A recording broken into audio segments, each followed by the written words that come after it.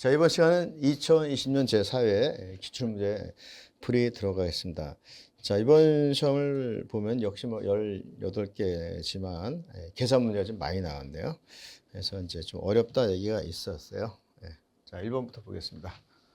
기수분리의 종류 5가지 써보라 이런 문제입니다. 배관 내의 증기 또는 압축 공기 내에 포함되어 있는 수분 및 관내 벽에 존재하는 수막 등을 제거하여 건포 증기 및 건조한 압축 공기를 2차 측 기기에 공급하여 설비의 고장 및 오작동을 방지하여 시스템의 효율을 좋게 하는 장치는 뭐냐 이렇게 물어볼 수도 있어요. 그럼 이제 기수 분리기 이렇게 답해야 되는 거고요. 근데 여기서는 종류를 5가지 쓰라고 했습니다. 자, 그래서 뭐 베풀식, 사이클론식, 스크린 스크린식, 건조 스크린식 이렇게 써야 되는 거고요. 그 다음에 스크러버식, 건조 스크린식, 다공판식이다. 그래서 이건 이제 연상법으로 배사, 그러니까 이거를 생각해요. 그러니까 이렇게 생각하면 좋겠어요.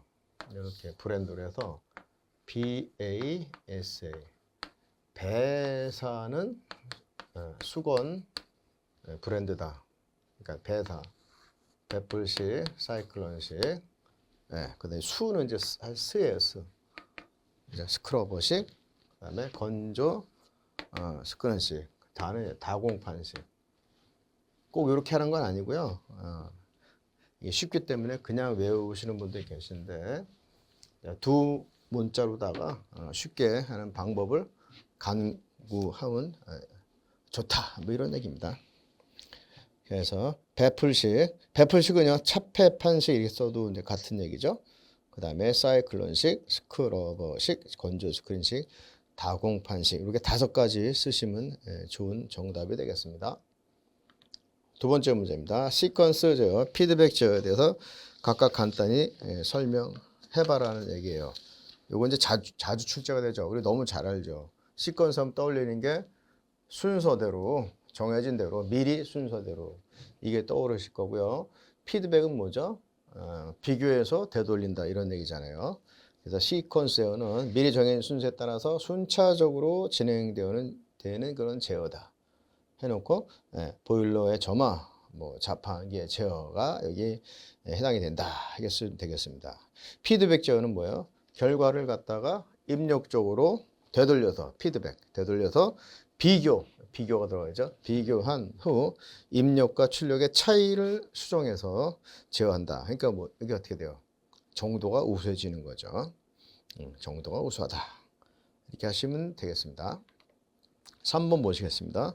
자, 보일러에서 발생한 포화 증기를 가열하여 증기 온도를 높이는 장치인 과열기의 장점이 있고 단점이 있을 거예요. 3가지만 써보라는 문제입니다. 자, 장점으로는 뭐가 있을까요? 과열기니까 증기 소비량이 감소하죠. 왜냐하면 엔탈피가 증가되잖아요. 그래서 증기 소비량이 감소되는 것이죠. 두 번째, 마찰 조항이 감소됩니다. 세 번째, 관내 부식을 방지하죠. 그 다음에 이제 그 밖에 또 장점을 더 쓰신다면 뭐 적은 증기로 많은 일을 할 수 있게 한다. 그리고 터빈 효율을 증대시키죠. 그 다음에 그러니까 이제 결과적으로는 보일러의 열 효율이 증가된다는 얘기죠. 그렇습니다. 아까도 얘기했지만 엔터비 증가로 이제 증기 소비량 감소 효과가 있는 것이고, 그다음에 수격 작용을 방지하죠. 근데 단점이 있습니다. 과열기 단점. 첫 번째, 고온 부식이 발생될 수가 있죠. 반화두명에서 과열기 전열면에 고온 부식이 발생할 수 있습니다. 그래서 이제 과열기 표면에 고온 부식이 발생하기가 쉽습니다. 두 번째는 연소가스의 저항으로 압력 손실이 증가되고요. 세 번째, 온도 분포가 이제 불균을 하게 되는 것이죠. 가열 표면의 온도를 일정하게 유지가 곤란한다는 얘기죠. 그 다음에 또 뭐가 있냐면 이제 이선 단점, 고온 부식 발생, 연소가스의 저항으로 압력 손실 증가, 그 다음에 온도 분포 불균일 이 정도 쓰시면 되겠고, 또 그 다음에 뭐가 있냐면 증기의 열 에너지가 크잖아요. 그렇기 때문에 열 손실이 많습니다. 그다음에 가열 장치에 큰 열 응력이 발생하고요. 직접 가열 시에 열 손실이 증가합니다. 제품 손상의 우려가 있을 수 있고요. 그다음에 통풍 저항이 증가합니다. 그리고 통풍력 감소가 초래되고요. 그리고 설비비가 많이 들죠. 취급에 또 기술을 요합니다. 이러한 이제 단점이 더 있다 하시면 되겠습니다. 4번을 보시겠습니다.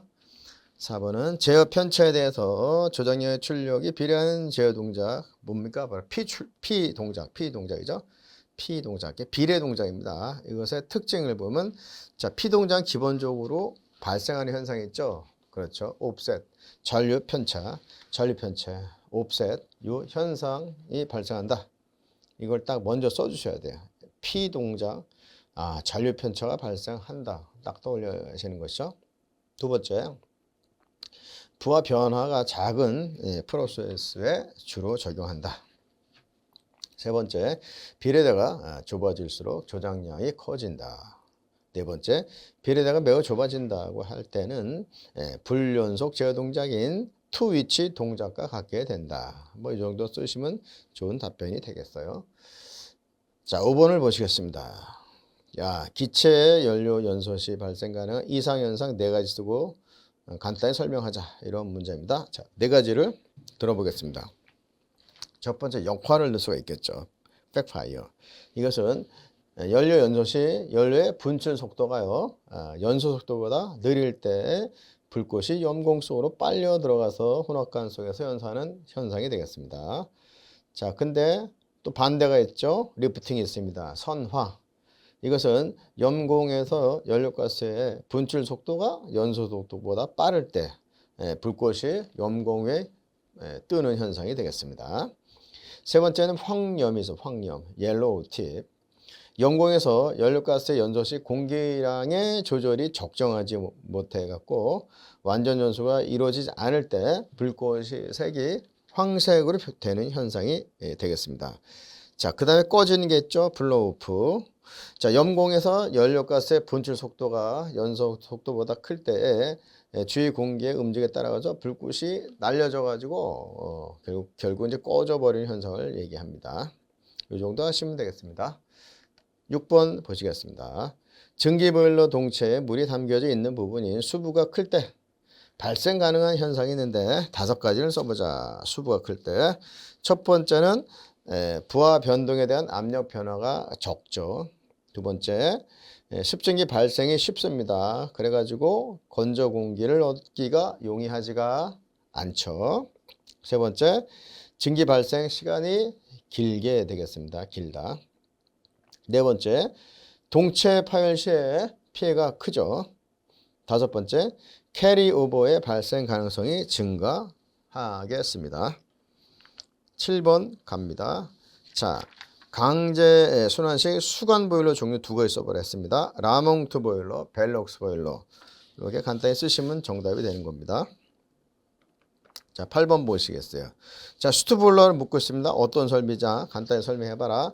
이건 이제 그을음 제거기잖아요. 근데 이제 그을음 제거기다. 이렇게 쓰시면 요거 만점은 드리지 않을 거예요. 조금 설명해 주셔야 되겠죠? 슈트 보일러는 배기가스 접촉되는 보일러의 전열면으로 증기나 압축 공기를 직접 분사시켜서 보일러의 회분, 그을음 등의 열 전달을 막는 그러한 퇴적물을 청소하고 쌓이지 않도록 유지하는 설비다. 이렇게 좀 말을 맞춰 써주시면 되겠습니다.